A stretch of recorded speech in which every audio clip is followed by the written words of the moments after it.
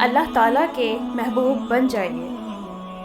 حضرت ابو ہریرہ رضی اللہ عنہ رسول اللہ صلی اللہ علیہ وآلہ وسلم سے روایت کرتے ہیں کہ ایک شخص اپنے ایک بھائی سے جو دوسری ایک بستی میں رہتا تھا ملاقات کے لیے چلا تو اللہ تعالیٰ نے اس کی راہ گزر پر ایک فرشتے کو منتظر بنا کے بٹھا دیا۔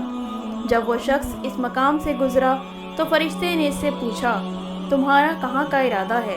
اس نے کہا، میں اس بستی میں رہنے والے اپنے ایک بھائی سے ملنے جا رہا ہوں۔ فرشتے نے کہا، کیا اس پر تمہارا کوئی احسان ہے اور کوئی حق نعمت ہے جس کو تم پورا اور پختہ کرنے کے لیے جا رہے ہو؟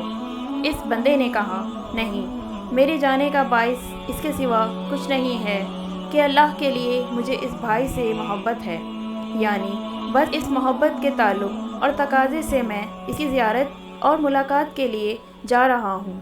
فرشتے نے کہا کہ میں تمہیں بتاتا ہوں کہ مجھے اللہ تعالیٰ نے تمہارے پاس یہ بتانے کے لیے بھیجا ہے کہ اللہ تم سے محبت کرتا ہے جیسا کہ تم اللہ کے لیے اس بندے سے محبت کرتے ہو۔